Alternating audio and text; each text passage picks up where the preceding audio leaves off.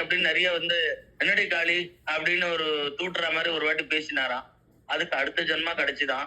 ஆனா அடுத்த ஜென்மா கிடைச்சு ஊமையா பிறந்தா. போன ஜென்மத்துல இவ்வளவு அனுகிரகம் பண்ணி காளி ஒரு கவித்துவம் கொடுத்து அடுத்த ஜென்மத்துல அந்த கவித்துவமா வாயில இருந்து ஒண்ணுமே பேச முடியாம ஊமையா போட்டுட்டான். ஆனாலும் காளி கைவிடல. அப்பயும் அம்பாள் பக்தி உபாசனையை தான் அவருக்கு கொடுத்திருக்க அனுகிரகம் எனக்கு. ஏன்னா என்னைக்குமே தன் குழந்தைய அம்மா விட்டு கொடுக்க மாட்டான். அந்த அம்பாள் உபாசனை பண்ணிட்டே இருக்காரு, ஊமையா இருக்கார் காளிதாசர் அடுத்த ஜென்மத்துல. அப்படியே இருக்கும் பொழுது எல்லாரும் ஊமன்ற. ஆனா அம்மன் கோயில்லயே அப்படியே உட்காந்து ஊன்னு அம்மாவை பார்த்து அப்படியே சொல்லிட்டே இருப்பார். ஏதோ ஊமை பேசுற பாஷை பேசிட்டு இருப்பார் அம்மாவை பார்த்து. எனக்கு இப்படி ஆக்கிட்டியே, ஊமை ஆக்கிட்டியே, வெறும் பேச்சு இருந்தா கூட போருமே அப்படின்லாம் சொல்லி நினைச்சு பிரார்த்தனை பண்ணிருப்பா இல்லையா. கை இல்லாதவன் கை இருந்தா போரும்னு நினைப்பான், கால் இல்லாதவன் எனக்கு 2 கால் இருந்தா போருமேன்னு நினைப்பான். மத்தவன் மாதிரி நானும் நடக்க மாட்டேன்னா ஓட மாட்டேன்னா கால் இருந்தா போரும்னு நினைப்பான். அதெல்லாம் இருக்கிற நம்ம எப்படி நினைக்கிறோம்? இன்னும் எதையோ தேவைன்னு கேட்டுட்டே உட்காந்துருக்கோம் அம்பாள்கிட்ட. நமக்கு என்ன சரக்கு இருக்கு, என்ன தபஸ் இருக்கு, என்ன புண்ணியம் இருக்கு அப்படின்னு பார்க்காம, நம்ம பசங்க எல்லாம் தெரியும் இல்லையா, அப்பா அம்மாவுக்கு என்ன கெப்பாசிட்டி இருக்குன்னு தெரியாம அப்படியே எனக்கு அந்த ஹெலிகாப்டர் வாங்கி கொடுன்னா அவ கையில 100 ரூபாய் எடுத்துன்னு கடத்தருக்கு வந்திருக்கா. ஏதோ ஒரு வானத்துல பறக்கிற ஹெலிகாப்டர் வாங்கி கொடுன்னா என்னத்தை வாங்கி தர முடியும்? அவளோட கெப்பாசிட்டி என்னன்னே பசங்களுக்கு தெரியாது. ஆனா ஆசை ஹையா படுறதுன்ற மாதிரி நம்ம என்ன தபஸ் பண்ணிருக்கோம், முன் ஜென்மத்துல என்ன புண்ணியம் வச்சிருக்கோம், என்ன கேட்கறதுக்கு தகுதி இருக்கு தெய்வத்துக்கிட்ட அப்படின்னே கூட நமக்கு தெரியாது. என்ன வேணா கேட்கறது. சோ தெய்வத்துக்கு தெரியும். நம்ம பாட்டுக்கு இறைவன் நாம சொல்லியிருந்தா நமக்கு எந்த நேரத்துல எதை கொடுக்கணும், எப்படி நம்மள அனுசரிச்சு அழிச்சுட்டு போனோம், அனுகிரகம் பண்ணி அழிச்சுட்டு போகணும்னு தெய்வத்துக்கு தெரியும். அதனால கவலைப்பட வேண்டாம், சரணாகத்தை அடைங்கோ, அம்மா பாத்துக்கிறான். உங்ககிட்ட சட்டப்பையில பைசாவே இல்லைன்னா கூட உன்னை கைவிட மாட்டா. அம்மா உன்னை ரட்சிப்பா, உனக்கு எல்லாத்தையும் கொடுப்பா. சோ அதுதான் அம்மா. அதனால அதை புரிஞ்சுட்டா போறோம். சோ அந்த மாதிரி இந்த மூகசங்கர் இப்படி, அவர் பேர் தான் மூகசங்கர். ஊமையா இருந்து ஊன்னார். அதே சமயத்துல இன்னொரு உபாசகர் இருந்தார், தேவி உபாசகர். அவர் நல்லா பேச்சு வரும், ஆனா கொஞ்சம் கண்ண முடின்னு உட்காந்துருப்பாரு. இந்த ஊமையை பழகிட்டவருக்கு ஒரு ஊன்னு கத்தாத்தும். சில சமயம் காது கர்ண கொடூரமா இருக்கு, ஏன்பா கத்துறேன்னு சொல்லுவாரு. ஆனா இன்னொரு சமயத்துல சரிப்பா இவனும் ஊமை, என்ன பண்றது, ஏதோ அவனுக்கு தெரிஞ்ச பாஷை பேசுறான்ட்டு அவரும் கோயில உட்காந்து ஜபம் பண்ணியிருந்தார். இப்போ அம்பாள் அனுகிரகம் பண்றதுக்காக வந்திருக்கா. 2 பேரும், இந்த ஜபம் பண்றவரும் அம்மாவை நினைச்சா ஜபம் பண்ற, மூகசங்கரும் கோயில் அம்மா அம்மான்றதுக்காகத்தான் ஊன்றார். அப்ப அம்மா வந்தா, அம்மா பாலையா வந்தா, சின்ன பொண்ணா வந்தா. அப்போ வந்துட்டு அப்புறம் மூகசங்கருக்கு மனசுல தோணி போச்சு இது அம்மான்னு. ஊன்னு ரொம்ப கத்த ஆரம்பிச்சுட்டாரு. ஊன்னு இந்த கர்ண கொடூரம் காது கேட்க முடியல. இந்த ஜபம் பண்ணிட்டு கண்ணை மூண்டு உட்காண்டவருக்கு, அவருக்கு பேச்சு உண்டு, அவரு அம்பாள் உபாசகர் தான். ஆனா கண்ணை திறந்து பார்த்துட்டு, ஏய் நீ வந்ததுனாலே அவன் ரொம்ப கத்தான், போ அப்படின்ற. குட்டி பொண்ணு போ போ அந்த பக்கம் அப்படின்றார். அந்த பொண்ணு சிரிச்சுட்டு இருக்கா. என்ன நீ சிரிக்கிற? சரி போ, நீ போலன்னா நான் போறேன் இங்க இருந்து, எனக்கு இங்க ஜபமே பண்ண முடியல, ரொம்ப டிஸ்டர்பன்ஸா இருக்கு அப்படின்ட்டு இவர் ஏந்து போயிட்டார். வந்திருக்கிறது அம்பாள்ன்றது அவர் உள்ளுக்குள்ள புரியல. யாரோ சின்ன பொண்ணு வந்திருக்கா, இந்த ஊமை அதை பார்த்து ரொம்ப கத்துறான் அப்படின்ட்டு இவன் பழகி போயாச்சு, பக்கத்துலயே கூட ரொம்ப நாளா இருந்தவன்றதுனால அந்த பொண்ணை திட்டுறார் இந்த ஜபம் பண்ணியிருந்தவர். இப்ப அந்த பொண்ணு போகாமனு சிரிக்கிறாருன்னு இவர் எழுந்து போயிட்டார் அங்கேருந்து. இந்த ஊமையானது அம்மான்னு தெரிஞ்சு அழுது. அப்படியே அழுத உடனே அம்மா பார்த்தா, தன் வாயில தாம்பூலம் போட்டிருந்தா, இந்த வெத்தலை பாக்கு தாம்பூலம்னு சொல்லுவா இல்லையா, அதை எடுத்து அந்த ஊமை வாயில போடுறான், தரான்னு சொல்லி. அது திறந்து அப்படியே சாப்பிட்ட உடனே அவளுக்கு கவித்துவம் வந்துடுத்து, அம்மான்னு வாக்கு பேச்சு வந்துடுத்து, அம்மா அம்மா அம்மான்னு சொல்றேன். அப்படியே மறைஞ்சு போயிட்டா அம்பாள். அப்புறம் பார்த்தா அவர் பண்ணதுதான் 500 ஸ்லோகம், மூக பஞ்சசத்தின்னு பேரு. அவர் பண்ணதுதான் மூக பஞ்சசதி 500 ஸ்லோகம். அவர் நம்ம ஆதிசங்கர பரம்பரையில இப்ப மகாபரிவால இருந்திருக்கா இல்லையா, மகாபரிவா 68. ஆனா அந்த ஆதிசங்கர பரம்பரையில 20வது மூகசங்கரன்னு 20வது பிளேஸ்ல அவர் சங்கராச்சாரியார் ஆனார். அந்த ஊமையா இருந்தவர் அம்பாள் மேல மூக பஞ்சசதி பண்ணவர். அவர் காளிதாசனோட அம்சம். அவர் அடுத்த பிறவி, காளிதாசன் அடுத்த பிறவி. போன பிறவில அம்மாவை ரொம்ப உரிமையில, அம்மாவை உரிமை, காளிதாசனுக்கு எப்படியும் நம்மள அம்மா கைவிட மாட்டான்ற எண்ணமும் உண்டு. நான் தான் ஒரு ஓவர் பக்தின்னு எண்ணம் உண்டு. அதனால அதிகமா வாடி போடி நம்ம இப்ப உரிமையா கூப்பிடுறோம் இல்லையா, என்னடி நீ ஏண்டி இப்படி பாராமுகமா இருக்க, என்ன கொஞ்சமே நம்ம என்ன பார்த்து திரும்பி பார்க்க மாட்டியா, சொல்லடி அபிராமி அப்படின்னு அந்த படத்தை எல்லாம் வருவேன். அப்ப வாடி போடி நம்ம சொல்லலாம், நம்ம அம்மா தான், நம்ம எப்படி வேணா கூப்பிடலாம். ஆனா நம்ம ஒரு ஸ்டேஜுக்கு மேல அந்த மரியாதை கம்மியா இருக்க கூடாது இல்லையா, ஜெகன்மாதா இல்லையா. அப்ப நம்ம ஜெகன்மாதா கோச்சிக்க மாட்டா. நம்மளோட பேச்சானது அதோட பலனை கொடுக்கும். கர்மான்றது. அது அம்மாவை ரொம்ப அவமானப்படுத்தி பேசிட்டான்னு அந்த பலனை கொடுக்குமே தவிர அம்மாவுக்கு கோபம் வராது. அவ எப்பயுமே கருணை தான். நம்ம குழந்தை நம்ம கூப்பிட்டுட்டு போயிடுச்சு, போட்டோமே, என்னதானே கூப்பிட்டுது அப்படின்னு அவ எல்லாமே பாசிட்டிவா எடுத்துப்போம். அந்த மாதிரி அடுத்த ஜென்மத்தை மூக்கு சங்கர அந்த ஜென்மத்திலயும் விட்டு கொடுக்காம வந்தா பத்தேல அந்த எழுந்து போனவர் என்ன ஆச்சுன்னு தெரியல. அவருக்கு அப்புறம் அனுகிரகம் பண்ணிருப்பா. அவரையும் விடமாட்டா அம்மான்னு வச்சுக்கோங்க. அந்த கதை தெரியல. சோ அப்போ அம்மா அவ்வளவு கருணை. அதனால புரிஞ்சுக்கணும் நம்ம. அவர் அவ்வளவு பெரிய கவித்துவம், பெரிய அம்மா மேல ஸ்லோகம் கிரியேட் பண்ணி பண்ற அளவுக்கு அவருக்கு கவித்துவம் எல்லாத்தையும் கொடுத்து அவர் நிறைய ஸ்லோகம் எல்லாம் பண்ணார், மூக பஞ்சதி பண்ணான்னு சொல்லி அவர் கதை வருது. சோ இது என்ன சொல்றது அப்படின்னா, ஜெகன் மாதாவுக்கு தெரிஞ்சதெல்லாம் கருணை காட்டதான் தெரியும். அவ பாலாவா வருவோம், பெரிய சுமங்கலி பண்ணா வருவோம், எப்படி வேணா வருவோம். நமக்கு அனுகிரகம் பண்றத ஒண்டிதான் அவளுக்கு தெரியும். அதனால நம்ம தெரிஞ்சுக்க வேண்டியது என்னன்னா, அம்மாட்ட அம்மான்னு அழுதுண்டு, ஏன்னா எத்தனை கர்மாவை, எத்தனை ஜென்மா கர்மாவை சுமந்துட்டு வருமோ தெரியாது.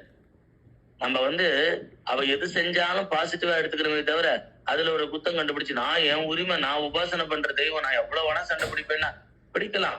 ஆனா நம்மளோட சொல் கொஞ்சம் லிமிட் தாண்டிச்சுன்னா அதுக்குண்டான பலனை நம்ம அப்புறம் அனுபவிச்சோம். மகாபரிவா தான், எங்க தாத்தா தான், எங்க அப்பா தான், என்னோட குரு தான் அவரு. அவள் உரிமையா பேசலாம். நீ பாரு என்ன கண்டுக்கவே மாட்டேன்றீன்னு கேட்கலாம். எதுக்குமே ஒரு பார்டர் லிமிட்னு இருக்கு. அவரை போய் வார்த்தைக்கு வார்த்தை நீ இஷ்டத்துக்கு பாயா போயான்னு கூப்பிடுறதும் ரொம்ப இது பண்றதுன்னா பக்தி மீறி போய் வேற மாதிரி ஆயிடுறதுன்னு அர்த்தமா இருது இல்ல. அந்த மாதிரி ஒரு லெவல் மீறி தாண்டக்கூடாது. நம்ம ஒரு அபச்சாரம் உங்களை தபஸ்வினி, நீங்க குரு, நீ உங்களை போய் நான் உரிமையா பேசினேன், ஆனா என்னோட தோஷத்தையும் பொறுத்து கண்ணு காட்டணும்னு சொல்லி அப்படி ஒரு வினயத்தோட ஆசீர்வாதம் பண்ணுங்கன்னு சொல்லி வினயத்தோட நமஸ்காரம் பண்ணணும். எல்லா விஷயத்திலுமே நம்ம அந்த பக்குவத்தோட இருந்தா இறைவனோட அருள் நமக்கு மேல மேல கிடைக்கும். அம்பாள் ஆசீர்வாதம் எல்லாருக்கும் உண்டு. ஜெகதப்பித்தரவு பார்வதி பரமேஸ்வரன் கருணை காட்டுறதுக்கு தானே இருக்கா அப்பாவும் அம்மாவும் நம்ம மேல. எல்லாரும் பார்க்கடல்ல கிடையும் போது நல்லதை எடுத்துட்டா, அப்பா விஷத்தை எடுத்துட்டாரு. அதுல இருந்து அப்பாவோட குணம் தெரியலையா? கருணைதான் அப்பா. ஆனா இந்த இவர்கிட்ட சிறுத்தொண்ட நாயனார்கிட்ட அப்பா சோதிக்க போவாரு. எப்பயுமே பரீட்சை வச்சு பாஸ் பண்ணிட்டான்னு சொல்லி ஓகேன்னு சொல்லி அவளை டிக் அடிச்சு அவளுக்கு அனுகிரகம் பண்ணி அவளை ஒரு பெரிய நாயன்மாரா சேர்த்துருவார் அப்பா. சிறுத்தொண்ட நாயனாருக்கு போகும்போது அம்பாட்ட சொல்லிட்டே போலியாம். இது நான் ஏற்கனவே சொல்லிட்டேன், ஒரு வாட்டி திருப்பி சொல்றேன்.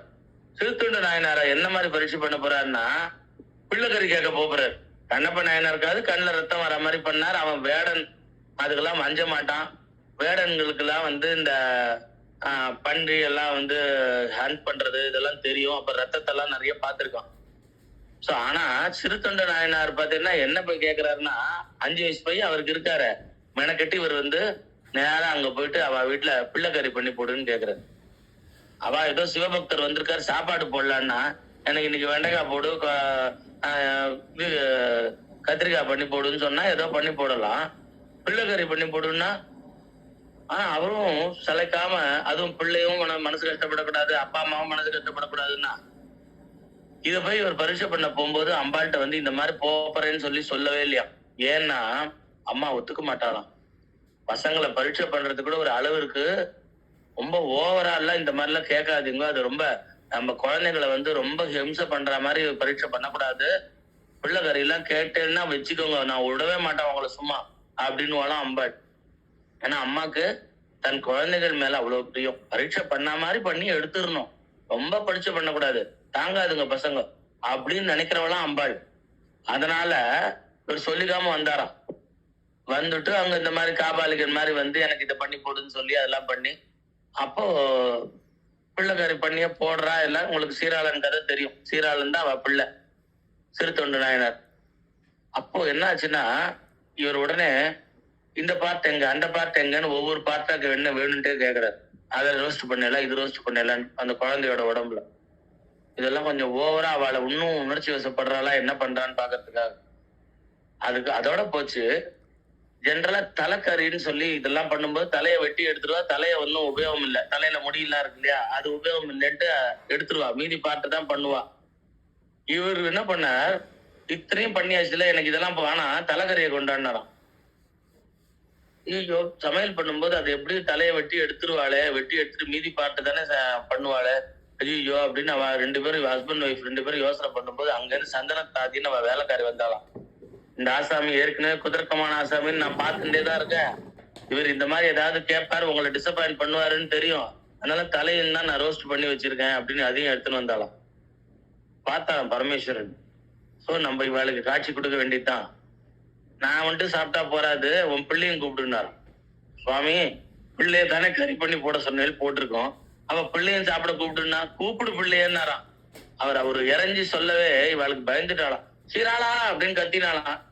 அவர் கத்தின ஆன் தி ஸ்பாட் பரமேஸ்வரன் மறைஞ்சுட்டார். பார்த்தா அவ பிள்ளை வாசல்ல இருந்து ஓடி வரான். இவனதான் நெருக்கி இப்ப சமையல் பண்ணி போட்டிருக்கோம். இப்ப பார்த்தா பிள்ளை வந்து நிக்கிறானே, இங்க பாக்க இந்த காபாலிகர் எங்க, இந்த சாப்பிட வந்தவர் எங்கன்னு பார்த்தா காணோம். பார்த்தா பரமேஸ்வரன் பார்வதியோட சுப்பிரமணியரோட ஆசீர்வாதம் பண்றாராம். பரமேஸ்வரன் அப்ப சொல்றாராம், நான் எல்லா பக்தருக்கும் அவ பக்தர்கள் எப்படி பக்தி பண்றாளோ, வெறும் பக்தர் ஒண்டி கண்ணப்பன் ஒண்டி பக்தி பண்ணா, உடனே கண்ணப்பனுக்கு நான் ஒண்டி போய் ஆசீர்வாதம் பண்ணேன். திருநீலகண்டர் பார்த்தீங்கன்னா திருநீலகண்ட கொயவனாருக்கும் மடியாருக்கும் மடி. அவர் என்ன பண்ணாரு, ஒய்ஃபோட சேர்ந்து பக்தி பண்ணார். 2 பேரும் தபஸ்ல இருக்கா. ஹஸ்பண்ட் ஒண்டி தபஸ்ல இல்ல, 2 பேரும் ஒருத்தர தொட்டுக்க மாட்டேங்க. எம்மை தீண்டு வீராயின் திருநீலகண்டம்னு அவர் சொன்னா, அதனால அவரை எங்கேயோ அவர் போயிட்டு வந்தார் வேண்டாத இடத்துக்கு. அதனால ஒய்ஃப் என்ன தொடாதேன்னா. ஆனா அவர் மட்டும் நியமமா இல்லையா, அந்த விரத நியமம் மாதிரி சபரிமலை மாலை போட்டுருந்தா எப்படி ஹஸ்பண்ட் ஒய்ஃப் மியூச்சுவலி பக்தி ஒண்டி பண்ணிட்டு இருப்பாளோ, 2 பேரும் சேர்ந்து பூஜை ஒண்டி பண்ணிட்டு இருப்பாளோ, அந்த மாதிரி திருநீலகண்டர் வாழ்நாள் முழுக்க அப்படி இருந்தாராம். அவர் உண்டி இல்ல, அந்த அம்மாவும் அந்த நியமத்துல இருந்தாலாம். ஏன்னா ஹஸ்பண்டும் விரதம் இருந்தா நம்மளும் அந்த விரதம்னு 2 பேரும் சிவநாமத்தை சொல்லிட்டு பக்தியா இருந்தாலாம். அதனால அம்மா எப்பனா காட்சி கொடுத்தார், பார்வதி பரமேஸ்வரனா காட்சி கொடுத்தார். அந்த குளத்துல குச்சியை தூக்கி போடுறது இந்த வேலையெல்லாம் பண்ணிட்டு அப்புறம் அம்மா அப்பா 2 பேரும் வந்து காட்சி கொடுத்தா. இங்க சிறு தொண்ட நாயனாருக்கு சீராளனை வெட்டி கொடுத்ததுனால அம்மையப்பன் அடுத்தது வந்து சுப்பிரமணியரை கூட்டிட்டு வந்தார் சோமாஸ்கந்த மூர்த்தியா. நடுவுல முருகர் இருந்தா சோமாஸ்கந்த மூர்த்தின்னு பேரு. இந்த மாதிரி வழிபட்டா ரொம்ப விசேஷம். சிவன் பார்வதி நடுவுல முருகரை வச்சு வழிபட்டா ரொம்ப விசேஷம். சோமாஸ்கந்த மூர்த்தின்னு பேரு. அது ரொம்ப விசேஷமான பூஜா முறை. அது ரைட்டு. அந்த சந்தன தாதி வேற சிறந்த பக்தையா இருக்காளே, அவளை என்ன அவளுக்கு பத்தி நான் யாரை கூட்டின்னு வருதுன்னு கேட்டாராம் பரமேஸ்வரன். அந்த மாதிரி வேலைக்காரி ஒரு அவ்வளவு அளவுக்கு சின்சியரா இவாளோட பக்திக்கு அவளும் கொஞ்சமும் சலிச்சவள் இல்லாம இருக்காளே, நான் என்னத்த பண்றதுன்னு கேட்டாராம் பரமேஸ்வரன். அந்த மாதிரி அவ அத்தனை பேருக்கும் மோட்சம் கொடுத்தாராம். சிறு தொண்ட நாயனாருக்கும் சரி, அவ மனைவிக்கும் சரி, சீராளனுக்கும் சரி, அந்த வேலைக்காரிக்கு சேர்த்து மோட்சம் கொடுத்தாராம் பரமேஸ்வரன். ஒவ்வொருத்தரோட பக்தி வந்து அப்படி இருந்தது. டெடிகேஷன், காடுக்காக தன்னை அப்படியே அர்ப்பணம் பண்ற உணர்வு. இதுதான் நம்ம கத்துக்கணும். சிவ பக்தர்கள்லாம் பரமேஸ்வரன் சோதனை பண்ணான்னு மட்டும் நம்ம நினைக்கிறோமே தவிர, அவளோட பக்தியானது என்னன்னா அசைஞ்சு கொடுக்க மாட்டான்றா. அவ்வளவு பக்தி அவ இருந்தது பரமேஸ்வரன். அதனாலதான் ஓடி வர்றார், அவளை நோக்கி ஓடி வர்றார். அப்படி அப்பாவானவர் எப்படின்னா, குழந்தைகளுக்கு ஆசீர்வாதம் பண்றதுக்குன்னே ஓடி ஓடி வந்து, அதுவும் பரவ நாச்சியாருக்கும் சங்கரி நாச்சியாருக்கும் இந்த வீட்டுக்கு வீடு போய் சுந்தரமூர்த்தி நாயனாருக்காக கெஞ்சி கெஞ்சி கூத்தாடி இவர் போயிட்டு தூது போயிட்டு வந்ததெல்லாம் பார்த்துட்டு சில நாயன்மார்களுக்கே கோபம். கலிக்கம்ப நாயனாருக்கு கோபம். அதே மாதிரி மானக்கஞ்சார நாயனார் இல்ல, ஏற்கோன் கலிக்காம நாயனார் அவரும் கோவப்படுறார். அப்புறம் வந்து ஒரு கேரளாக்காரர் ஒருத்தர் இருக்கார், தில்லைவாழ்ந்தனர்த்தமடியா இருக்க முடியும், திருநீல கொண்ட குறைவனா இருக்க முடியும் இல்லையா. அப்புறம் சொல்றேன் டக்குன்னு எனக்கு இந்த நாயன்மார்